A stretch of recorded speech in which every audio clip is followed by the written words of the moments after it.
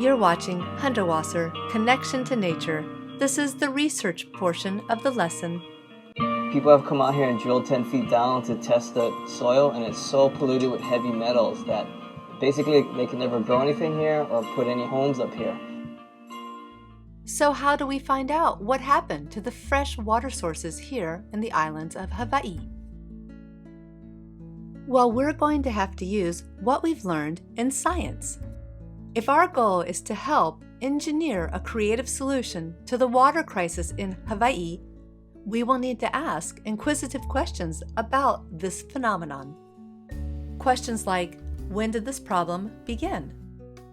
Why were the waters in Hawaii diverted? How did this affect the local Hawaiians? What constitutional rights did the Hawaiians have? This might seem like a lot of information that we're going to have to look up, but don't worry. Grab your pencil and paper. This next video has answers to all of these questions. So let's take notes.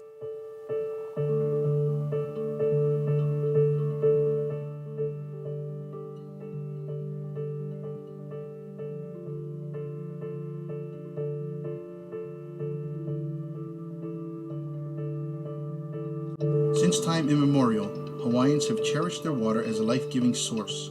This relationship has always played out in the laws that governs its use and distribution.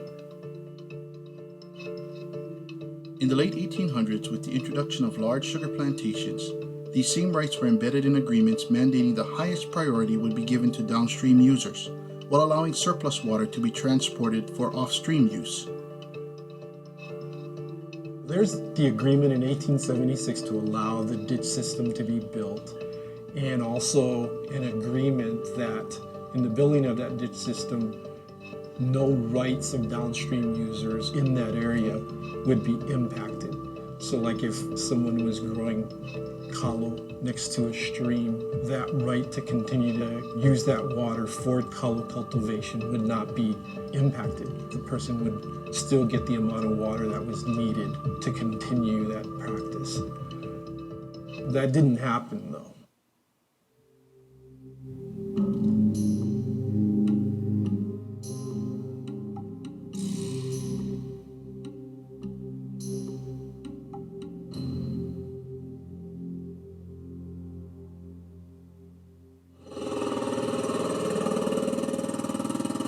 They affecting my way of life, yeah, by diverting all the water. And that's our sovereign rights.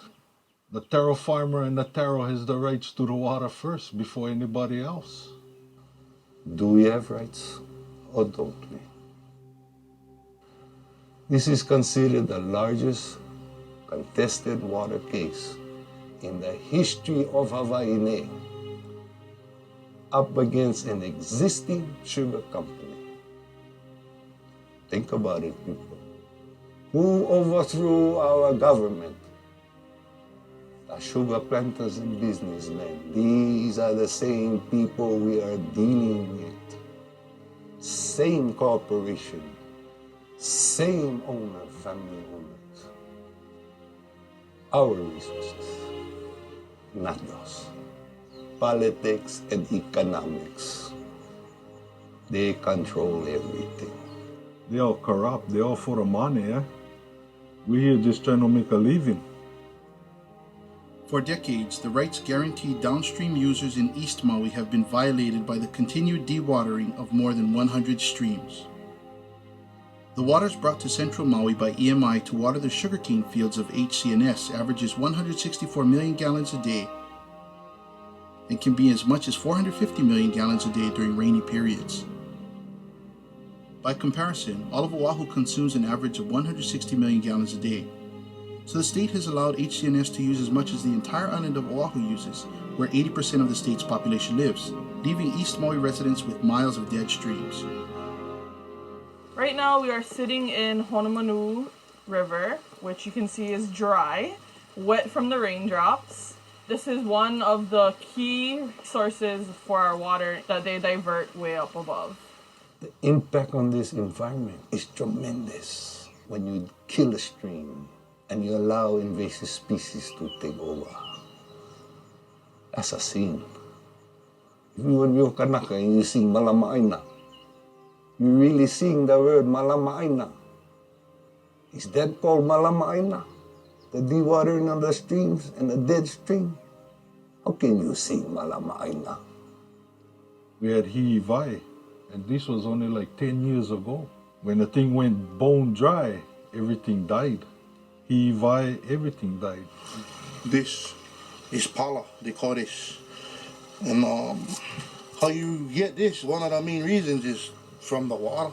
You need fresh water, you need flowing water to farm haloa, the kalo.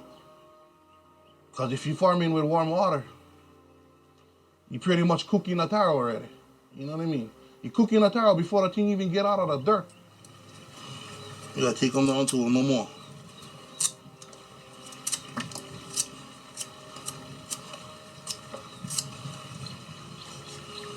And this is the outcome. This is all I get left. Comic boy with crazy.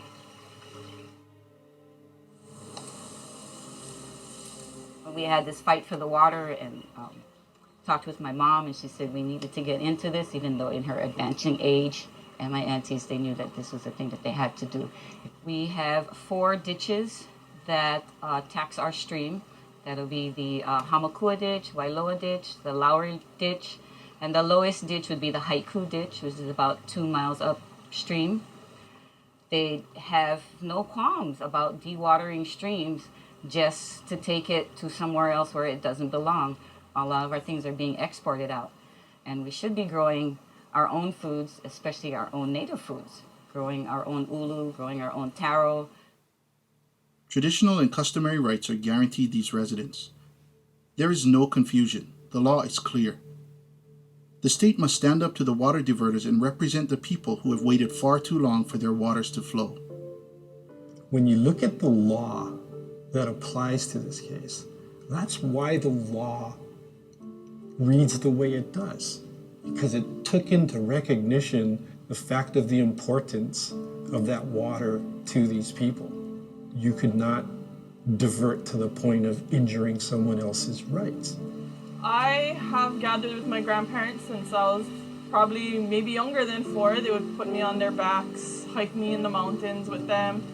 It's the best experience you could ever have as a child. Growing up, we didn't get presents from our grandparents for Christmas, but to me, the present was going to the mountains and the ocean and gathering with them and learning all that they know. If the water was restored, flowing freely, we could be catching opai, o'opu, hihiwai, and then down by the ocean, you could throw your nets, the moi will be breeding there, all kinds of fish, aholes. Mauka tumakai, it's our way of life.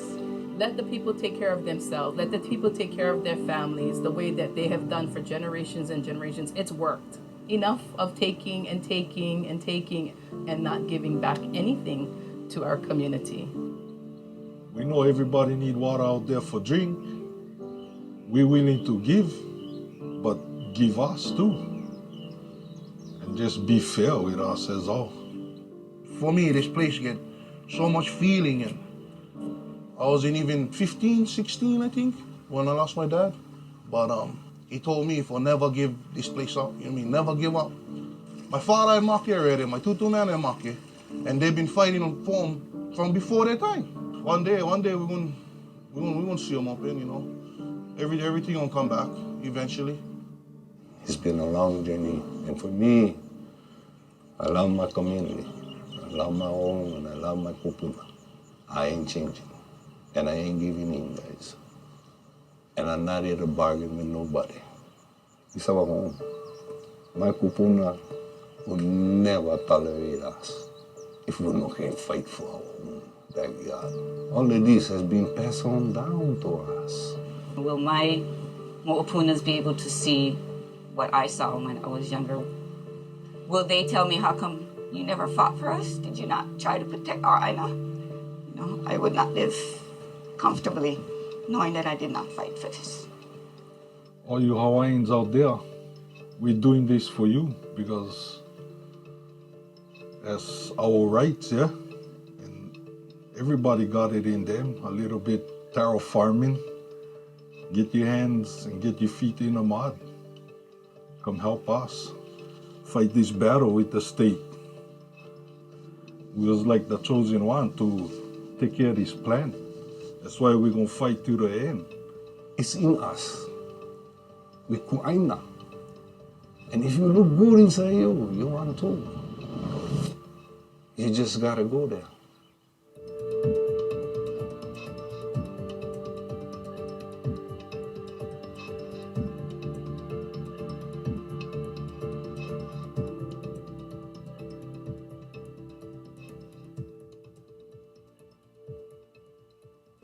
In order to create a solution to the water rights crisis on the island of Hawaii, we must first understand where our water comes from. We're going to have to ask some inquisitive questions like these. Where does our water in Maui come from? What are watersheds? Why do watersheds matter? So let's take notes. Let's answer the first question. Where does our water in Maui come from? Our water comes from groundwater from the I'o Aquifer under the West Maui Mountains, and it's naturally filtered by lava rock. What are watersheds? A watershed is an area of land, such as a mountain or a valley, which collects rainwater into a common outlet. Some of the rainwater is absorbed by plants, some is absorbed underground, and the rest flows into the rivers and streams. Let's answer the next question. Why do watersheds matter? There are so many reasons why watersheds are important. We'll go over a few here today. Watersheds recharge our water supply and protect our oceans. Watersheds provide a unique habitat for the animals of Hawaii, some which can be found nowhere else in the world but here, such as the Hawaiian hoary bat, the Hawaiian pueo or Hawaiian owl, the NENE bird, which is a Hawaiian goose. Here you'll see all the different colors of the honey creeper. This is the Hawaiian hawk. This angry fellow is called the Maui mongoose. And in the ocean, the Hawaiian monk seal. Here is the green sea turtle and the hawksbill sea turtle. Many of the other animals and fish that live in the oceans of Hawaii need the watersheds to survive. Watersheds provide the water needed to grow local plants, flowers, and food. One very important plant in Hawaii is kalo. Kalo produces taro root. Taro was the main staple of the traditional Hawaiian diet. Kalo requires much time and labor. Wet taro farming requires a naturally flowing stream that can be diverted to flow through the taro terraces. Hawaiians farmed and cultivated the taro while also protecting the watershed. Although the kalo plant was primarily used as food, such as poi, it was also an offering in rituals, taken as medicine, and used as dye for decorating kapa or cloth. Protecting the watersheds allows us to enjoy all the recreational water activities we have here on the islands of Hawaii.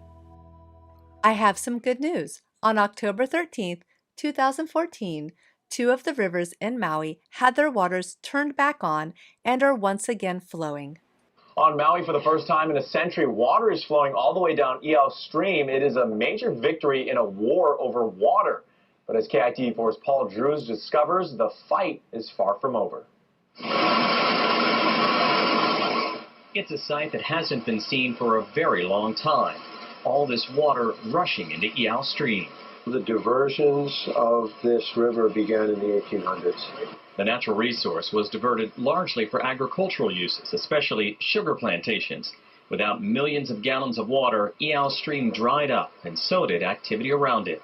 Without water in the river, you can't have any stream life. You can't grow taro, you can't grow sweet potato, whatever. Getting more water released took a lot more work than just opening up the Wailuku Water Company head gate. Finally, after more than a decades-long fight from farmers, environmentalists, and Native Hawaiians, an agreement was reached that would send 3 million gallons back into Waikapu Stream and another 10 million gallons filling up the Iao Stream every day. All this water will benefit many on Maui. Farmers, for the greater good of people who want to enjoy the recreation of the environment, and most of all, clean drinking water for everyone. Even though all 4 Navai Ehu streams are flowing again, this fight over natural resources is not over. There are other rivers where water is diverted, and even one part of Iao Stream that remains dry. But on this day, many are buoyed by the sight of the sparkling stream filling up, giving them the patience to preserve in their war over water. It's a work in progress, and it takes time. It's taken 152 years to get to where we are. Now, this water issue is not just one for the Valley Isle. The majority of streams across the state are being diverted. So the successful return of rivers in central Maui could have an impact on other water resources in Hawaii. Do you remember how many gallons of water in Maui were being diverted by the company HC&S? It was 164 million gallons of water. We just learned that on October 13, 2014, 2 of the rivers in Io Valley, Wailuku, were turned back on. So we must ask, how many gallons of water are still being diverted? Why don't we use our math skills to answer this question? You will need your pencil and your paper. We know that 164 million gallons of water were being diverted by HC&S. We also know that on October 13, 2014, 2 rivers were turned back on. One river returned 3 million gallons of water to the flow, and the other river returned 10 million gallons of water.